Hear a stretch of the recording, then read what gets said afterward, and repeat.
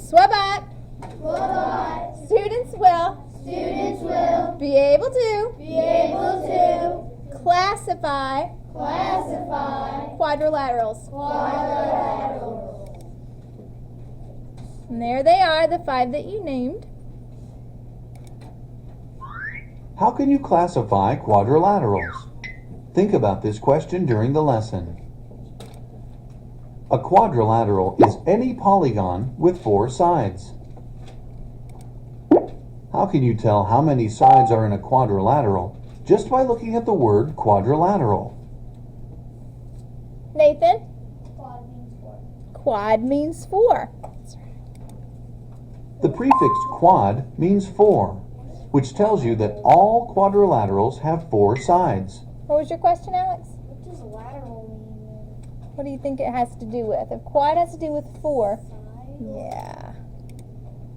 Quadrilaterals can be classified by their angles or pairs of sides. This is a parallelogram. Both pairs of opposite sides are parallel and equal in length. Opposite pairs of angles are also equal in measure. This is a trapezoid.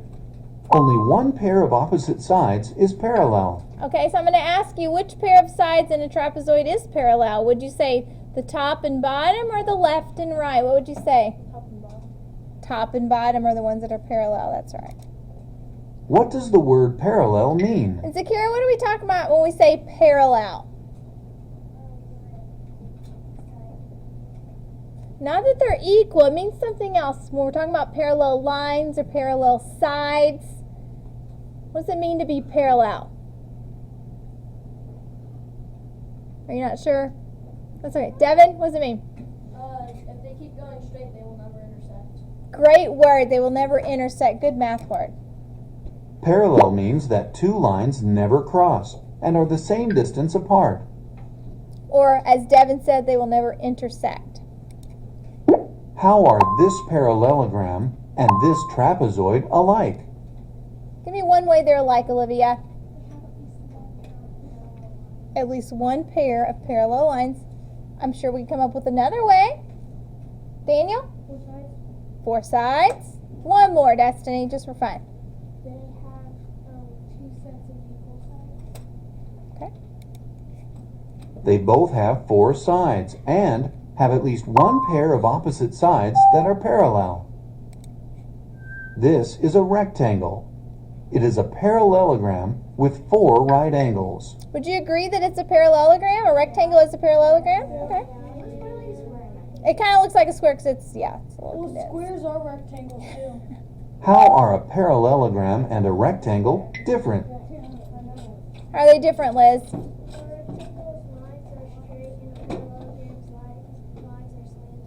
Got some slanted lines, but they're both still straight, but one are slanted. Think about the angles, though, Liz. Tell me about the angles.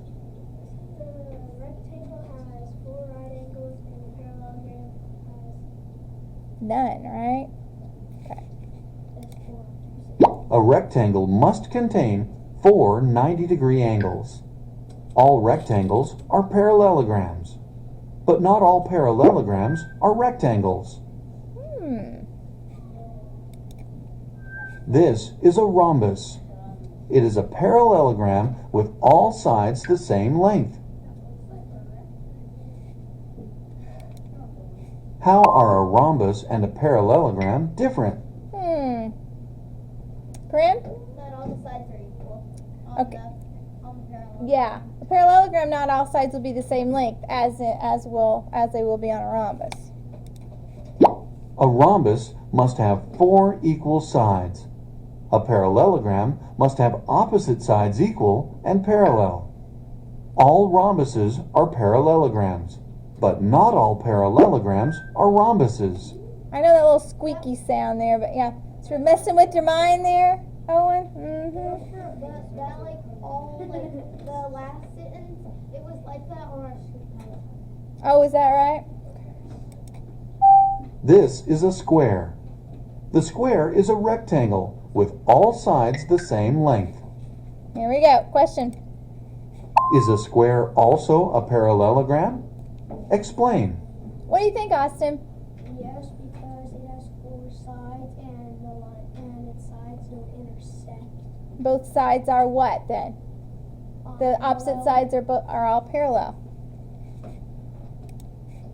Yes, a square is also a parallelogram because it contains two pairs of opposite sides that are parallel and of equal length. So a square is a parallelogram. Is a rectangle?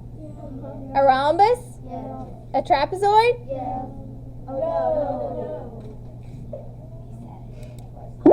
What are the common properties of these quadrilaterals? Common properties. Compare and contrast. Hope? They have four sides. Four sides, four Right angles. angle, not right, but just four sides, four angles. Anything else that's common? Nathan?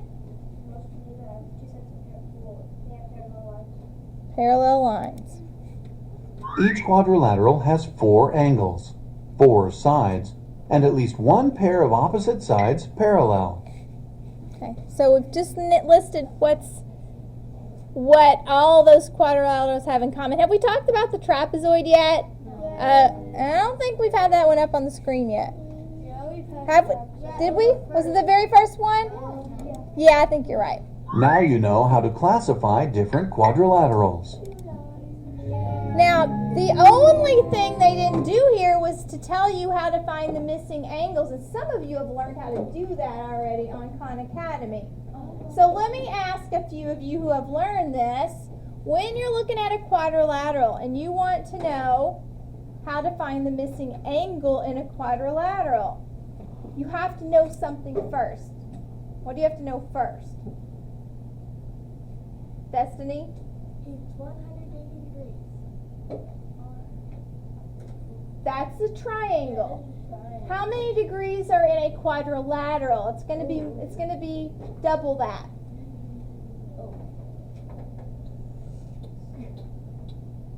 What's it going to be, Kyle? 360.